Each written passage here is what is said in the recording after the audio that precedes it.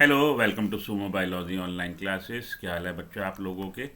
चलिए आज हम लोग बात करेंगे हार्डी वेंगबर्ग प्रिंसिपल की, chapter number 7, class 12 biology, evolution से हार्डी वेंगबर्ग प्रिंसिपल की बात करते हैं। ठीक है। इन अ गिवन पॉपुलेशन, तो पॉपुलेशन क्या है?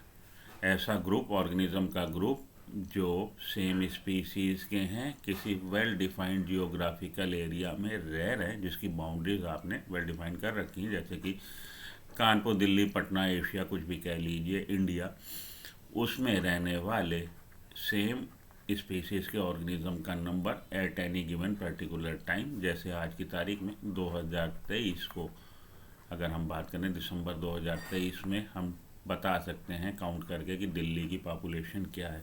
तो वेल डिफाइंड एरिया हो और सेम स्पीसीज के ऑर्गेनिज्म का नंबर अगर आप काउंट कर ले तो population. In a given population one can find out the frequency of occurrence of allele. Allele क्या होते हैं?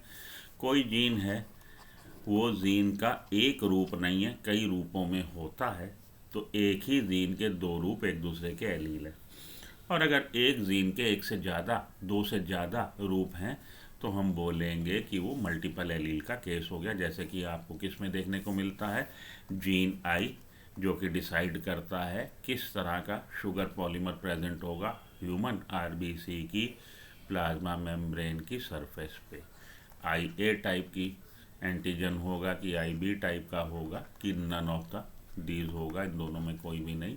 तो तीन एलील है जीन आई के, जो कि क्रोमोसोम नंबर 9 पे होता है, और जो ये जिससे आपकी A B O blood grouping करी गई है। तो क्योंकि तीन एलील मिल रहे हैं तो मल्टीपल एलील का केस है। ठीक है जी।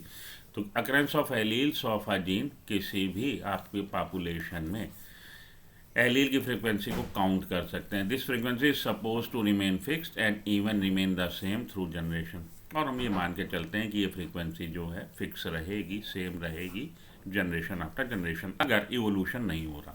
Hardy Weinberg principle stated it using algebraic equation. Hardy Weinberg principle में इसी बात को एल्जेब्रिक इक्वेशन से समझाया गया। The principle says that allele frequency in a population are stable and constant from generation to generation. ये प्रिंसिपल, ये सिद्धांत कहता है कि एलील की फ्रीक्वेंसी, एलील ए और बी जो भी हो, dominant allele, recessive allele, population में उसकी जो फ्रीक्वेंसी है स्टेबल रहेगी और कांस्टेंट रहेगी generation after generation. The gene pool क्या होता है? Total genes and their allele in a population remains constant.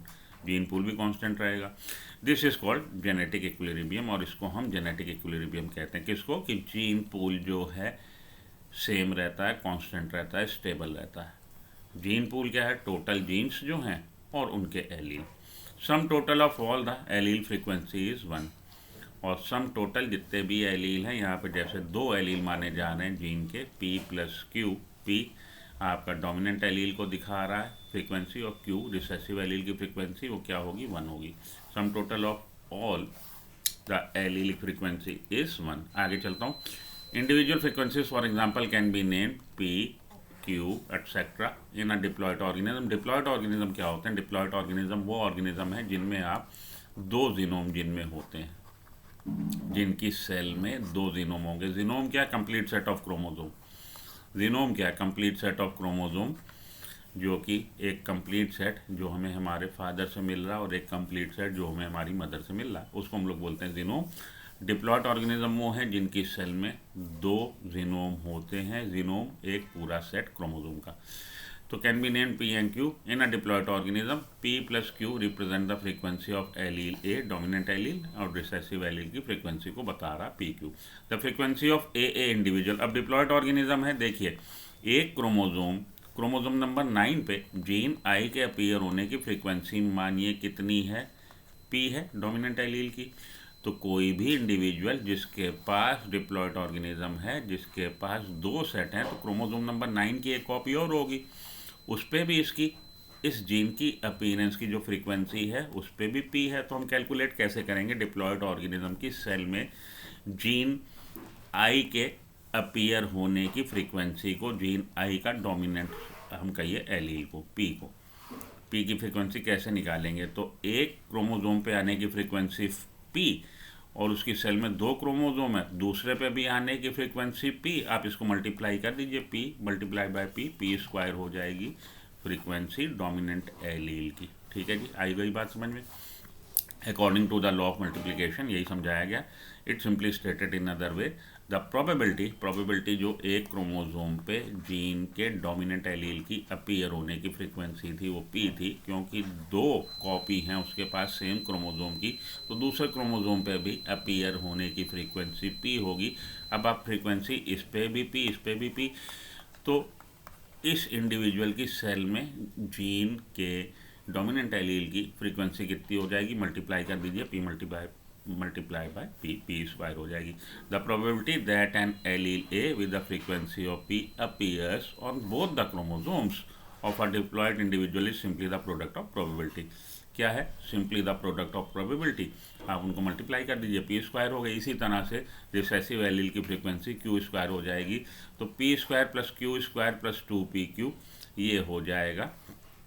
Similarly जो ये हमारा रिसेसिव एलील की frequency q square, this is binomial expansion कर दीजिए, p plus q is equal to 1 था, इस समीकरण का एक्सपेंशन कर दीजिए, p plus q p square plus 2pq is equal to 1।